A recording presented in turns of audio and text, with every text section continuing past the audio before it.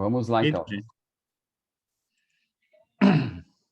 Era para ter gravado antes e a gente não lembrou? Eu acho que eles, da organização, alguém colocou, porque estava gravando, mas eu acho que gravou só a parte de apresentação, viu, João? Ah, tudo bem. Obrigado novamente a todos. Agora a gente inicia a segunda leva. Ah, era 9h40, olha só, eu achava que era 9h45. Desculpa. Um pouquinho acaba passando, esse horário é muito justo, não? Tá aparecendo tudo certinho aqui, João, para você? Até... Tá sim. Tá todo mundo aqui. Ok, eu já vou fazer a verificação do pessoal. Então, Opa, João, acho que você passou um. Volta um aí. É 10, 9, opa. Sim, agora sim. Agora. João, só quer lembrar o pessoal, então, os apresentadores que no final vão ligar a câmera, né? Pronto. Bom, bem-vindos, então, à nossa segunda rodada, né, de trabalhos temáticos, né, com interdisciplinaridade. E, né, a dinâmica está sendo que a gente assiste os vídeos que vocês gravaram, né, em 5 minutos, e depois a gente tem ali uns 15 minutos para perguntas. E aí, nessa segunda rodada, a gente, né, pede para vocês ligarem a câmera, se puderem, tá, para a gente se ver um pouco e conversar, tá? E, bom, aí daqui a pouco o Anderson vai conferir, né, se está todo mundo aqui, para a gente habilitar vocês aqui a ligar a câmera e tudo mais, tá bom? Então, bons vídeos.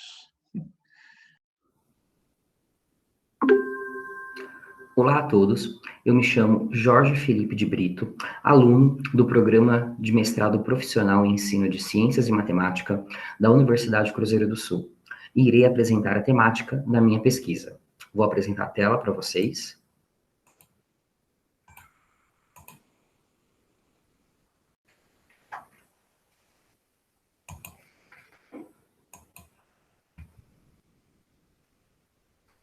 A contextualização do ensino de Física e Astronomia através da educação CTS com alunos do ensino médio. As transformações que a sociedade atravessa na atualidade sinalizam para a necessidade de se promover a ressignificação do trabalho docente, alinhando-se às premissas e competências gerais previstas pela Base Nacional Comum Curricular, a BNCC. Neste sentido, o objetivo desta pesquisa é investigar de que forma a educação CTS, alinhado com conceitos de física e astronomia, pode oferecer uma formação humanística aos alunos do ensino médio. A educação CTS, como promove Auler, caracteriza um processo de desenvolvimento do pensamento crítico, reflexivo e argumentativo. A pesquisa está sendo realizada em um colégio particular da Grande São Paulo, com alunos da primeira série do ensino médio. Dentre as intervenções que estão em andamento, destacamos a leitura do texto Física e Cultura, de João Zenetic. Esse texto, nós promovemos um debate, onde fizemos reflexões acerca de 2 questionamentos. O primeiro, é fácil constatar que a ciência é uma força dinâmica de mudança social, embora nem sempre de mudanças previstas ou desejadas. E o outro questionamento é: a atividade científica pode gerar consequências sociais e ambientais positivas e negativas no mundo contemporâneo? Através deste debate em cima desse texto, os alunos puderam promover suas argumentações e reflexões referente à temática proposta. E através das intervenções planejadas, esperamos romper com a forma tradicional que o ensino de física vem sendo ofertado em nossas escolas, de acordo com o que destaca Pinheiro, Silveira e Basso. E ainda, esperamos que as mudanças ampliem o entendimento dos alunos acerca da realidade que os envolve, contribuindo para o exercício mais adequado de sua cidadania, como salientam Moraes e Araújo. Apresento as referências que o meu trabalho está embasado.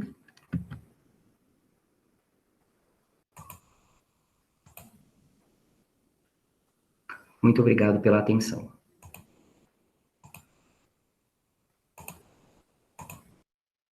Olá, pessoal. Eu sou Maria das Dores, licenciada em Física e mestranda em Ensino, e junto com o professor Dr. Marcelo Coelho, docente do IFRN e meu orientador no programa de pós-graduação pós-ensino, nós realizamos essa pesquisa, intitulada Metodologias Ativas, um caminho para a interdisciplinaridade no ensino das ciências da natureza. Então, é importante começar falando que é uma pesquisa de revisão bibliográfica, certo? De abordagem qualitativa, ou seja, uma pesquisa acerca de trabalhos já elaborados por autores que debatem esta temática e que ao longo dos slides vocês poderão acompanhar um pouco. Então, nós tomamos como base as configurações atuais do ensino das ciências naturais, em especial de como a física ela vem sendo apresentada no ensino básico, e a partir disso justificamos esse trabalho pela necessidade de se incluir no ensino atual deste componente curricular novas práticas pedagógicas, já que muitos estudos, né, vêm apontando várias problemáticas existentes no ensino de ciências no Brasil.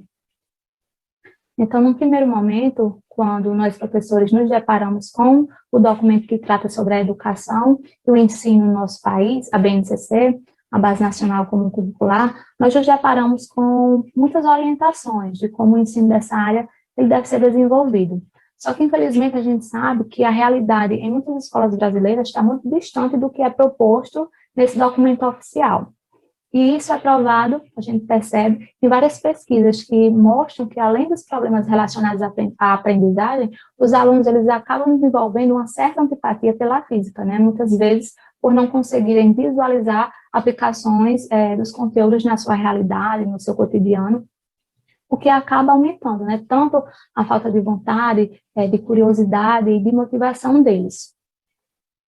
Então, nesse trabalho, a gente acredita que um caminho para melhorar esse cenário é a associação de práticas que despertem o interesse e levem o aluno a interagir, né, com os conteúdos abordados na sala de aula, se afastando um pouco do ensino considerado tradicional. Isso vai de encontro a estudos como os de Paulo Freire, que defende a autonomia, a participação do aluno na sala de aula, né? E para isso, é importante a gente falar que o professor ele tem um papel muito importante. Os estudos também destacam que é necessário que o professor ele deixe de ser o único detentor do conhecimento e passe a assumir a figura de mediador. E isso, muitas vezes, nós sabemos que essa postura na prática não é uma tarefa fácil, né? Pois envolve muitas outras coisas. E também nós buscamos discutir no texto. Mas partindo em relação ao professor de física e a busca pela interdisciplinaridade no ambiente escolar, Oliveira, ele destaca a importância que aconteça uma intercomunicação, né, entre os professores, tanto das disciplinas de humanas, como os professores das disciplinas de ciências exatas. Então, pensando numa prática interdisciplinar, de fato, né, não apenas na junção de duas ou mais disciplinas, nós acreditamos na utilização de metodologias ativas, pois como Bertoldo e Fossack, eles destacam, como vocês podem acompanhar aí no slide, a interdisciplinaridade, ela se baseia no diálogo, na pesquisa, na criatividade, buscando sempre ir além dos limites impostos pelas disciplinas. Isso, querendo ou não, estar próximo das características das metodologias ativas de aprendizagem. E, por sua vez, Bílio e Marquesan e Martins, eles destacam algumas propriedades distintas, né, intrínsecas do método ativo, como vocês podem acompanhar aí no slide.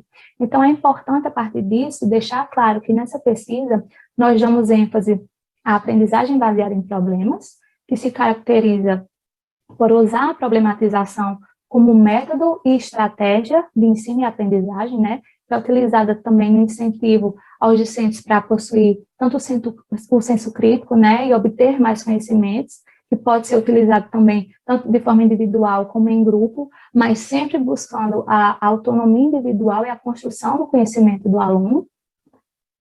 E com isso, nós destacamos mais uma vez o papel importante que o professor ele exerce, não só na busca da interdisciplinaridade, mas também como o uso das metodologias ativas, né? Sendo aquele que auxilia os seus discentes no processo de construção do conhecimento, mas que também dá autonomia para questionar, observar e, se necessário, ressignificar o seu processo educativo, né? Então, nesse sentido, reforçamos que acreditamos que a aprendizagem baseada em problemas, ela pode sim trazer grandes contribuições, né?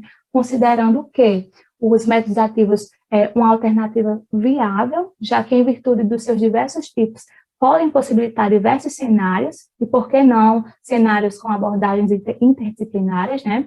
Não só para o ensino de física, como também para o ensino de qualquer outro componente curricular presente no ensino básico.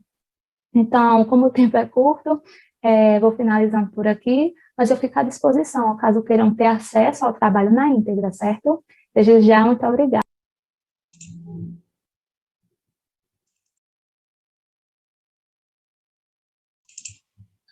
Olá, meu nome é Admilson Luiz Navarro, venho aqui para o SNEF 2021 trazer o artigo resumo, uma proposta interdisciplinar entre a arte e o ensino de física.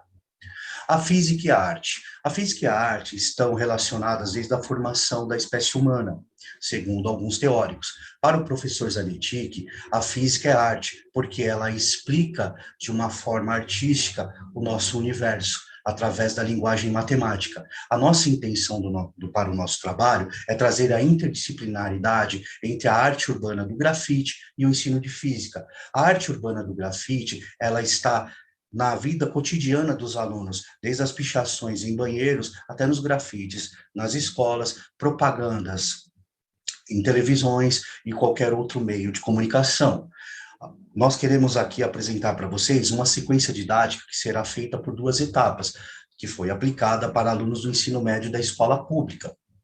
De modo convergente a esse âmbito de preocupações, o uso de atividades experimentais como estratégia de ensino de física tem sido apontado por professores e alunos como uma das maneiras mais frutíferas de se minimizar as dificuldades de se aprender e de se ensinar física de modo significativo e consistente. Nesse sentido, no campo das investigações nessa área, pesquisadores têm apontado em literatura nacional recente a importância das atividades experimentais. Araújo, 2003, página 176. O que nós queremos dizer com isso? É que o grafite faz parte do conteúdo experimental. Ele pode ser utilizado em aulas experimentais para que o ensino de física venha a ser administrado e venha a ser apresentado de uma forma consistente e que os obstáculos, tanto os epistemológicos quanto os pedagógicos, sejam superados. A nossa metodologia do nosso trabalho, ela parte do pressuposto, tendo como análise do discurso de Mikhail Bakhtin, aonde o próprio autor trabalha com uma semiótica mais livre. O próprio Bakhtin diz que a linguagem está inserida nas interações sociais, ou seja, a sequência didática, através das interações discursivas em salas de aula, levarão os alunos ao conhecimento do ensino de física proposto. Para a sequência didática, selecionamos 3 obras. Uma obra do artista Mauro Dib, chamada Covid-19, a obra 2 do Julian Beaver, Homem-Aranha, e a obra 3 do Belin, A Musa. A obra 1, nós temos como abordagem física o conceito filosófico sobre a realidade e os referenciais relativísticos.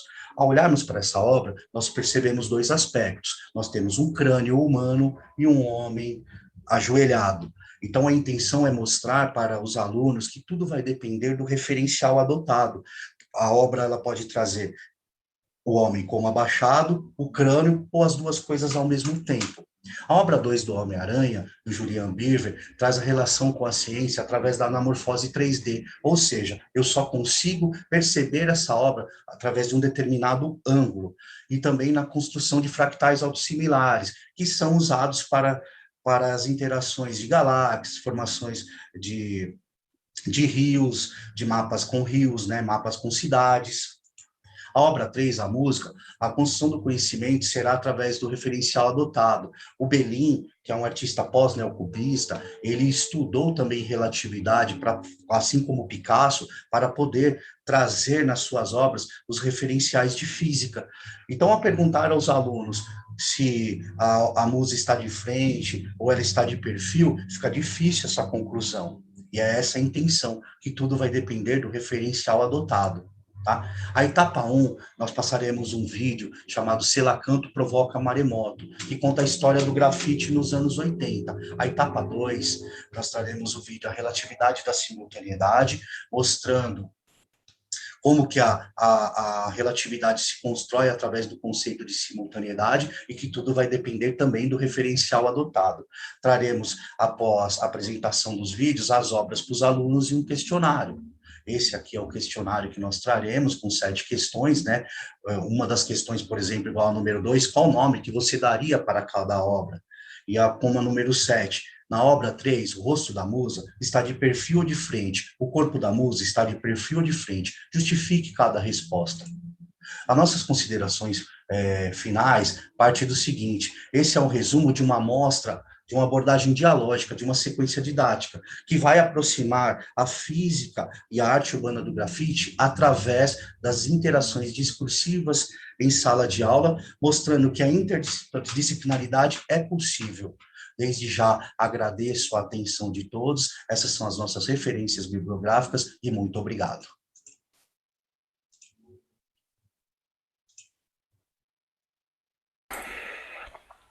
Olá, como estão? Espero que estejam bem. Meu nome é Júlio César Quiriquela Feliciano de Souza, professor de matemática e especialista em ensino de física. Atualmente mestrando em ensino de ciências pela Universidade Cruzeiro do Sul, sob orientação do professor Dr. Marcus Hinkenfelski, que também é o coautor do trabalho Os Núcleos de Galáxias Ativas, uma proposta de ensino de astronomia e relatividade restrita. A proposta é utilizar a astronomia, mais particularmente os núcleos de galáxias ativas e os jatos aparentemente superluminais, para o ensino de relatividade restrita, no ensino básico, e de forma geral mostrar como a física explica o comportamento de objetos e fenômenos exóticos, facilitando assim o ensino também de astronomia e da física moderna. Esta é uma proposta a ser aplicada no ensino básico, de caráter teórico somente.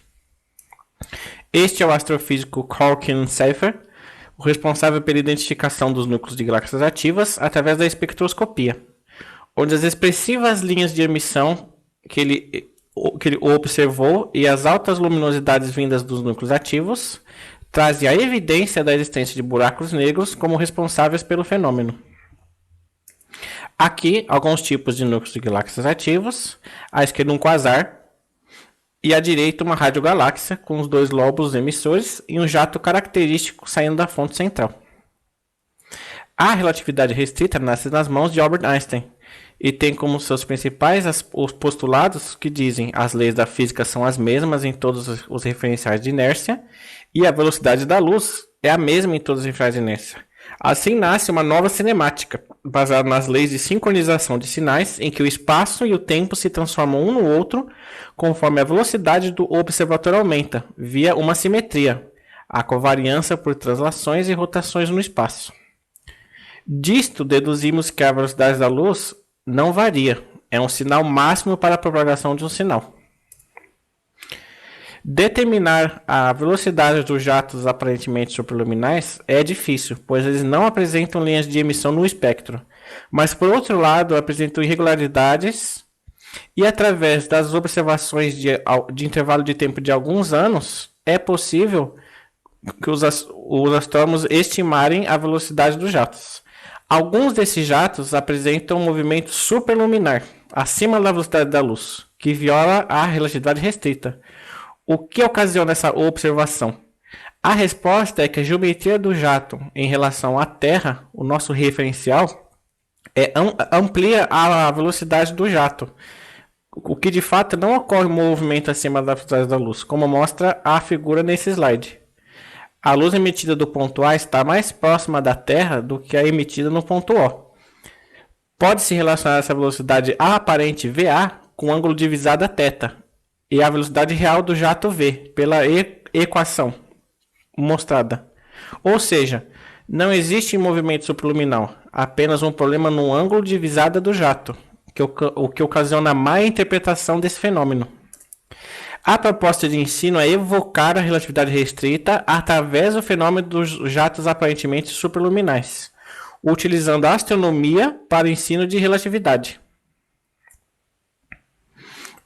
O professor inicia essa sequência didática tratando dos núcleos de galáxias ativas, abordando a astronomia e logo depois os postulados da relatividade restrita. E apresentando o fenômeno dos jatos aparentemente superluminais, deixa os alunos fazerem a ligação dos fatos e logo após apresenta a conclusão. O currículo de física tem que ser relevante para a atualidade e contextualizar os temas atuais, para ajudar o estudante a se posicionar de forma consciente e cidadã, além de motivar as aspirações que os mesmos possam ter em relação a seguir uma carreira científica. Aqui estão as referências bibliográficas, agradeço a atenção e fico à disposição para conversar sobre o trabalho. Muito obrigado.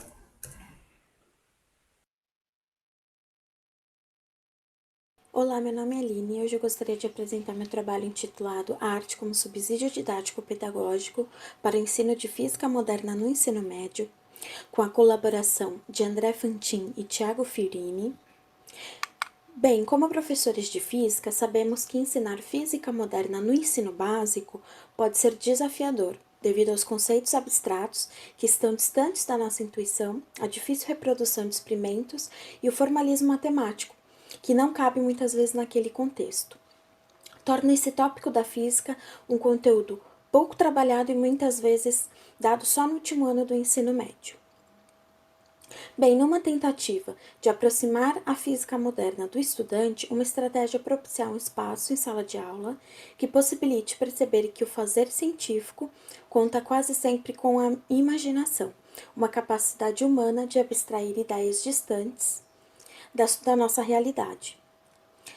Bem, na verdade, em aulas de física, nós já costumamos pedir aos estudantes que façam experimentos mentais, como quando explicamos a lei de inércia, muito comum um exemplo de uma partícula que desliza sem atrito sobre uma superfície infinita e que, se nenhuma força agir sobre essa partícula, ela vai perpetuar esse movimento. É um experimento relativamente fácil de extrapolar, os alunos fazem isso com bastante facilidade. Contudo, em física moderna, há fenômenos sem paralelos com o nosso mundo macroscópico, onde vivemos, né?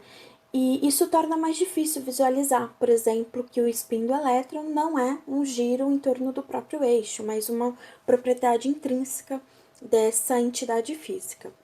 Por isso, a capacidade imaginativa pode contribuir para a construção de ideias mais distantes da nossa realidade, ou contraintuitivas, né?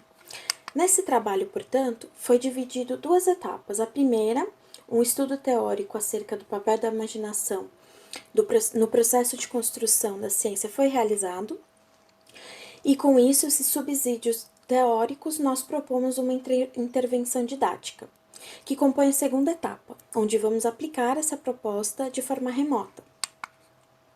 A proposta foi também fracionada e basicamente dividida em 3 aulas, em que na primeira faremos uma recapitulação da história da física moderna e o papel da imaginação nesse processo de construção dessa teoria.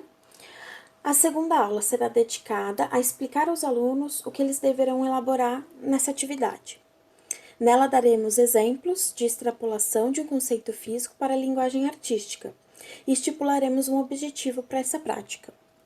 Basicamente, os estudantes deverão escolher um dos temas abordados em aula pelo professor regular, como spin do elétron, quantização de energia, incerteza de Heisenberg, enfim. O aluno poderá escolher um tópico e ele deverá imprimir esse conceito ou em um desenho, ou em uma escultura, ou poesia. O aluno pode determinar a prática artística que mais for conveniente a ele. Na última interação, esses alunos deverão apresentar suas manifestações artísticas e argumentar, a partir dos elementos escolhidos, a relação com o conceito que se pretendeu interpretar. Bem, algumas considerações para finalizar a minha fala. A mensagem que gostaríamos de passar é que, apesar de pertencerem a universos diferentes, a arte e a ciência, ou mais especificamente a física, possuem pelo menos um ponto em comum: a imaginação. Enquanto a primeira não está necessariamente circunscrita, a segunda se limita a imaginar pela racionalidade. Então, ela está circunscrita à racionalidade que os seus outros elementos trazem, como a matemática e a experimentação. Como perspectiva, a segunda etapa será realizada e buscaremos compreender se essa proposta é um exercício para a imaginação e se os alunos são capazes de inferir que, em especial, a física moderna possui a imaginação como um argumento para o seu processo de construção de teoria. Bem, aqui eu deixo algumas referências e agradeço pela atenção de todos.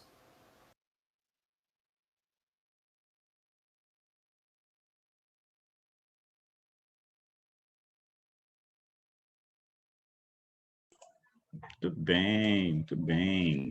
Você achou todo mundo aí, Anderson? Sim, sim. Todos quiserem, os participantes, os representantes pelas apresentações, quiserem ligar a câmera, vai ficar mais dinâmica essa discussão. Isso, vamos se ver. Cadê Jorge, Maria, Navarro, Júlio, Aline. Bom, muito boas as propostas. É muito rápido, cara. Putz, 5 minutos é muito rápido. Bom, eu ia seguir a ordem aqui também, mas eu vou fazer o contrário dessa vez. Vou começar de baixo para cima. Aí dinamizando, porque senão a gente vai ficar igual em todas as sessões. Então, vou começar pela Aline. Bom, lembrando, né? Não surgiram poucas perguntas aqui no chat, mas vocês podem ir mandando, tá? Aline, muito legal essa ideia, né? Obrigada, professor. E eu acho até que eu sugeri, você tem que fazer uma mostra de arte na escola, com resultado, né? Fazer sei lá, uma galeria, uma mostra, botar o pessoal para apresentar, né? Os alunos gostam desse tipo de agito, né?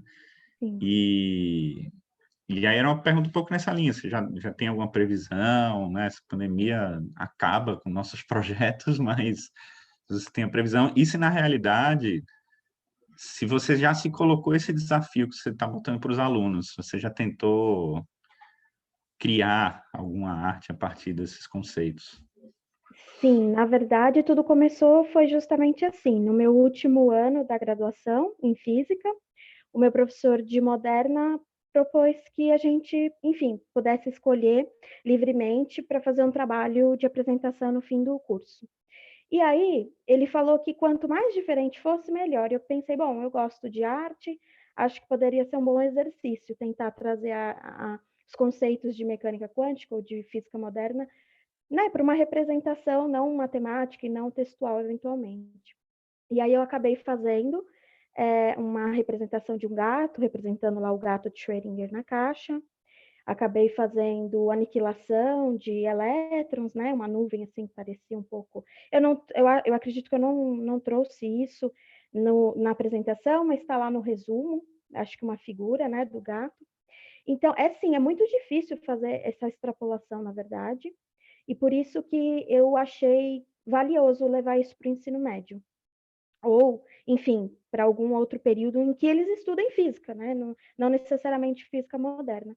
Mas é um exercício realmente trabalhoso, você precisa entender um pouquinho realmente o conceito para tentar ali levar alguma coisa, né? E a ideia não é dar um novo significado para um conceito da mecânica quântica, por exemplo. Ao contrário, é tentar ser o mais fiel possível, só que nessa nova linguagem. Eu acho que essa é a maior dificuldade. E exatamente, professor, a pandemia ela vem para mudar um pouco os planos.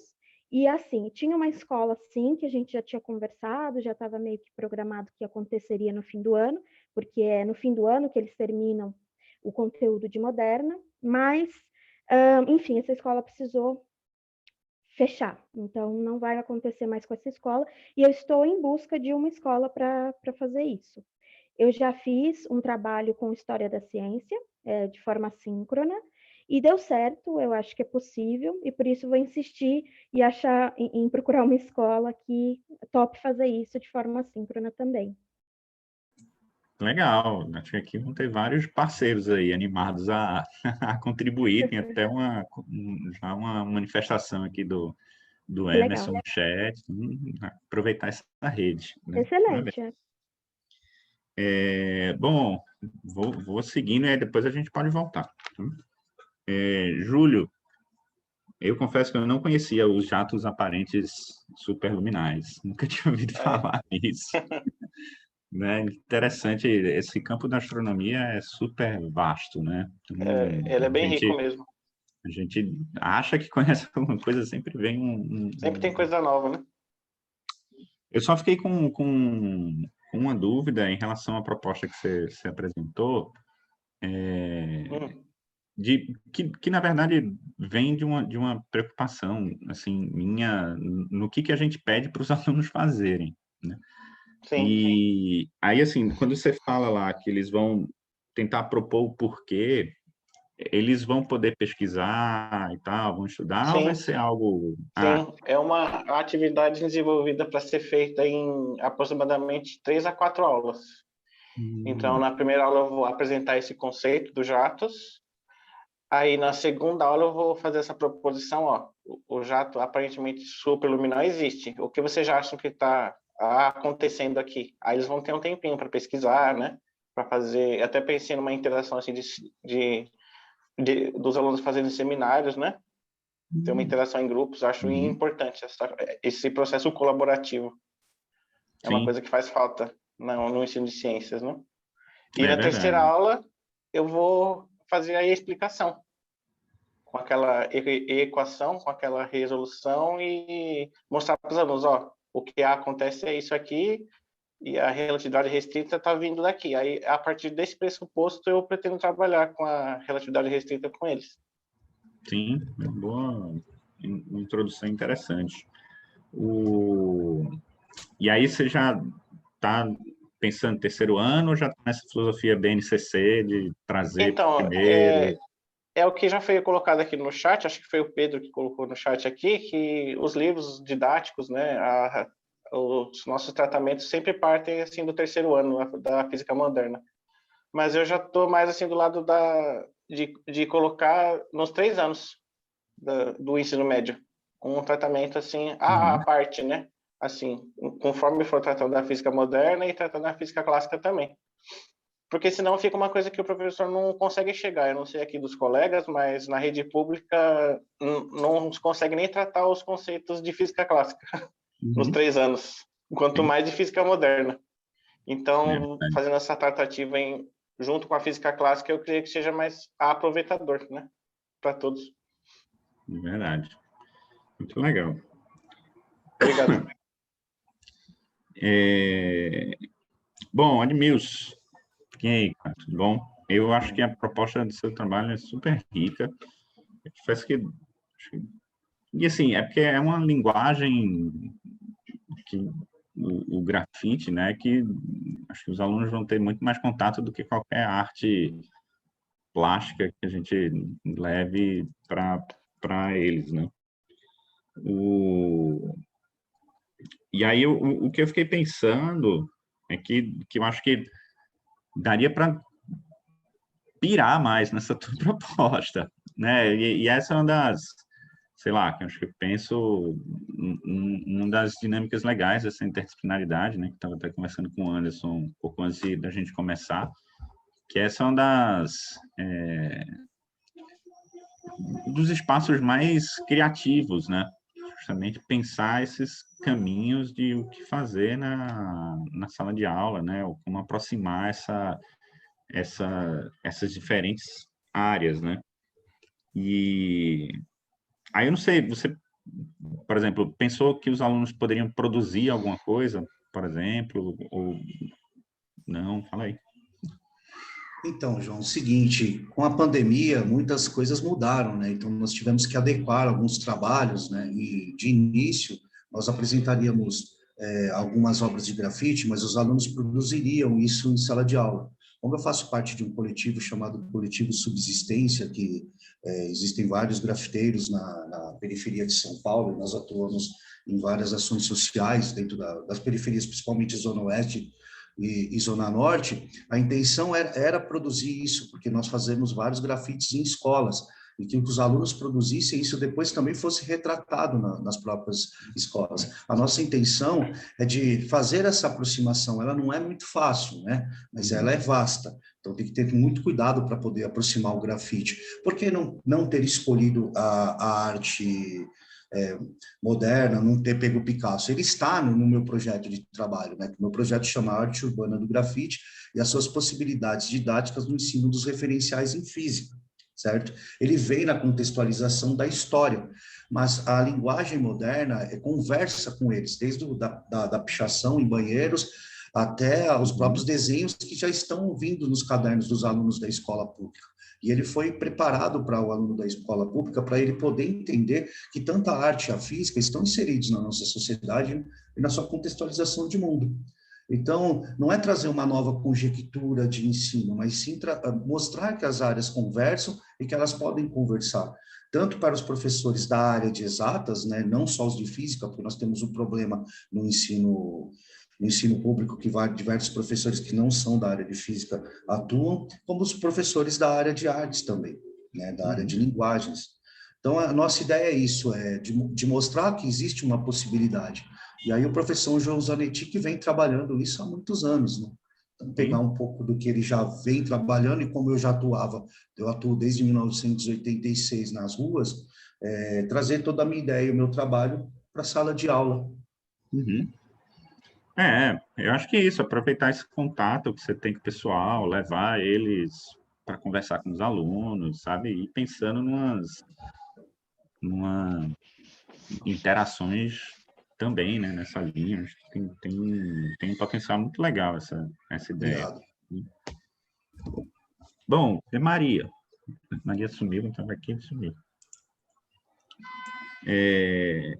Maria, eu tenho uma sugestão, que você falou desse texto do Moreira, né, que ele fala sobre o ensino e tal. Nesse ano, saiu uma entrevista, eu vou botar aqui no chat, com o professor Villani, né, lá da USP, e ele faz uma análise dos 50 anos, né, da área de ensino e tal, e aí eu gosto mais do texto dele do que o do Moreira, mas são semelhantes, né, nessa linha de mostrar, né, essa necessidade de repensar o ensino, né, de como até hoje isso a gente não conseguiu fazer. É um texto bem legal, deixei no chat depois, quem quiser dar uma olhada. E você está aí, Maria? Eu ia te perguntar... pronto. Eu ia te perguntar, nesse viés, né, das metodologias ativas e tal, elas normalmente, como você falou, vêm de um problema e tal. Então, o que você está pensando em abordar? Que problema, né? Ou que campo temático você está pensando em mexer, né? Oi, gente, estão me escutando direitinho? Então, sim. Estou falando aqui de Mossoró, Rio Grande do Norte. É um prazer estar tendo esse momento aqui com vocês. Assim, esse trabalho, ele foi elaborado para uma disciplina mesmo do mestrado, né? E a gente fez como uma proposta mesmo para discutir a possibilidade de se chegar a uma prática interdisciplinar com o uso de metodologias ativas. Assim, a gente abordou a aprendizagem baseada em problemas, né? Não com, assim, não teve nada específico, visto que tem muitos tipos, né, de metodologias ativas, mas por considerar que, através dela, né, com suas características, a gente pode, sim, conseguir grandes discussões interdisciplinares em sala de aula, mas, assim, com uma proposta para aplicar em sala de aula, a gente ainda não trabalhou nisso.